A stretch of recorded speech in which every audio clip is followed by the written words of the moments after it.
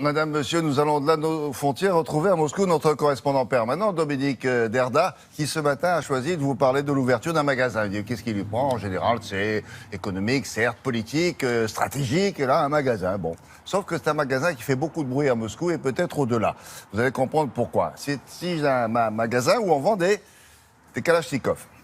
Alors, il faut des précisions, il va vous les donner. Les Kalachnikov, le fusil automatique, hein, et c'est pas n'importe où, c'est au duty free de l'aéroport de Moscou. Mais Dominique, rassurez-nous, ce sont de vrais Kalachnikov. Bonjour.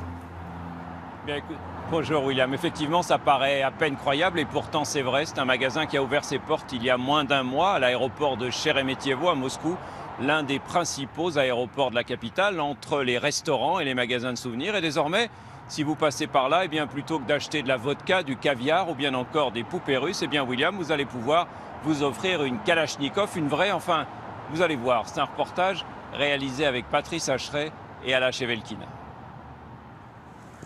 L'emplacement n'a pas été choisi au hasard. Dans la galerie marchande, entre la gare et le terminal de l'aéroport, c'est là que s'est ouvert ce magasin unique en son genre. Un magasin Kalachnikov où l'on vend des armes plus vraies que nature et flambant neuves comme celle-ci, l'un des derniers modèles de la marque, pour un peu moins de 500 €. Celui qui a fait l'armée, comme moi, il sait ce que c'est qu'une arme. Et dès qu'il en voit une, il a envie de la caresser. Mais si ces fusils automatiques ont bien été fabriqués dans les usines Kalachnikov en Russie, ce ne sont évidemment que des répliques, des maquettes. Impossible avec elles de tirer la moindre balle. Si j'ouvre la culasse, on voit qu'il n'y a pas de percuteur. Regardez, et là, tenez, si j'enlève le chargeur, on se rend bien compte qu'on ne peut pas y mettre de balles. La plupart des clients se contentent de t-shirts, de sacs, de stylos ou de briquets aux couleurs de la marque. Mais ceux qui s'offrent un pistolet ou un fusil se voient remettre des documents qui attestent qu'il s'agit bien là d'armes inoffensives. Il ne leur reste plus ensuite qu'à se présenter au comptoir d'enregistrement pour prendre l'avion presque comme si de rien n'était. Il faut bien sûr la mettre en soute. Et avant cela, prévenir l'hôtesse ou un agent de sécurité que vous avez une arme dans l'un de vos sacs pour qu'il ne s'inquiète pas. Ensuite, pour ce qui est de savoir si vous pouvez ou non entrer avec elle dans votre pays, ça c'est à vous de vous en assurer par avance. Il n'y a pas que Kalachnikov pour surfer sur la vague militariste.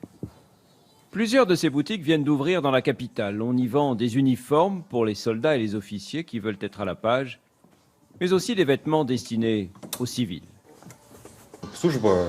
Servir dans notre armée a toujours été très prestigieux. Nous en sommes plus fiers que jamais car elle est forte. Nos clients sont donc des gens très patriotes. Les Russes ne sont pas les seuls à fréquenter ces magasins. De plus en plus de visiteurs étrangers viennent ici s'acheter des souvenirs à la gloire de la Russie et de son président. Après, le t-shirt Poutine, c'est pas mal, ça. Dites-moi, Dominique, il s'en vend beaucoup de ces fusils automatiques à s'y tromper, là, à Moscou?